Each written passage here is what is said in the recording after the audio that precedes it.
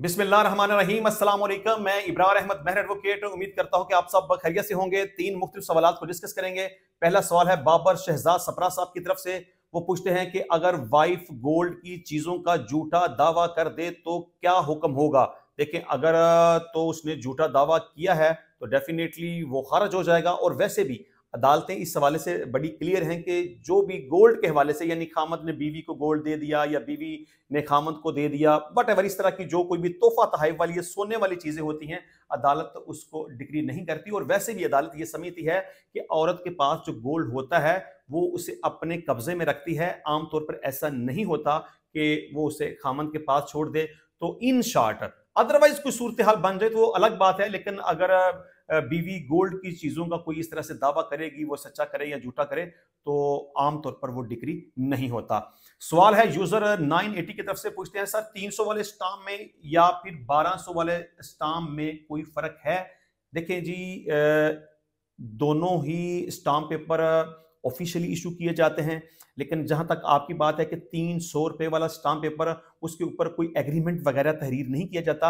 आमतौर पर कोई बयान हल्फी अगर लिखना हो तो उसके ऊपर लिखा जा सकता है। लेकिन अगर दो लोगों के दरमियान कोई कॉन्ट्रैक्ट हो जाए, कोई एग्रीमेंट हो जाए, कोई लेन देन का मामला हो जाए, तो उस हवाले से 300 रुपए वाले स्टाम्प पेपर के ऊपर तहरीर नहीं की जाती। हाँ, जहां तक आप ये कहते हैं कि 1200 वाला स्टाम्प पेपर, तो वो अब 1200 वाला नहीं रहा, वो अब 3000 रुपए का हो गया है। कि जब भी दो लोगों के दरमियान कोई कॉन्ट्रैक्ट होता है या वो कोई मुआहदा तहरीर करना चाहते हैं, तो बैंक की तरफ से 3000 रुपए वाला स्टाम्प पेपर इशू किया जाता है, जिसके ऊपर मुआहदा तहरीर किया जाता है। अब सवाल है, क्या किसी औरत का डीएनए या मेडिकल उसकी मर्जी के बगैर करवाया जा सकता है या नहीं करवाया जा सकता। तो जनाब, इसका जवाब है कि बिल्कुल भी नहीं करवाया जा सकता। देखिए, तीन बातें आप याद रखें कि अगर औरत का डीएनए करवाना हो या औरत का मेडिकल करवाना हो या औरत को दारुल अमान पहुंचाना हो, तो औरत की मर्जी के खिलाफ नहीं किया जा सकता। दारुल अमान पहुंचाने का अगर मामला हो तो सबसे पहले औरत की कंसेंट को लिया जाएगा।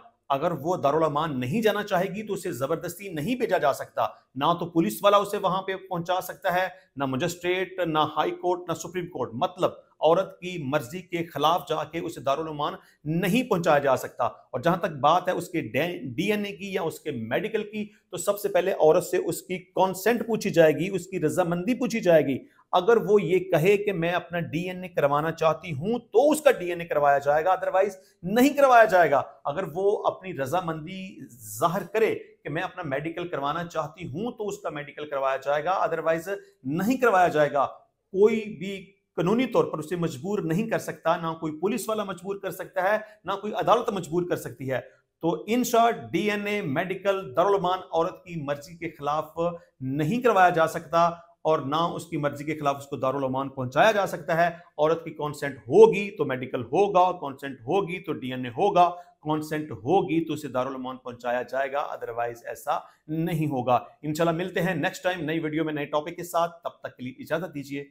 अल्लाह हाफिज।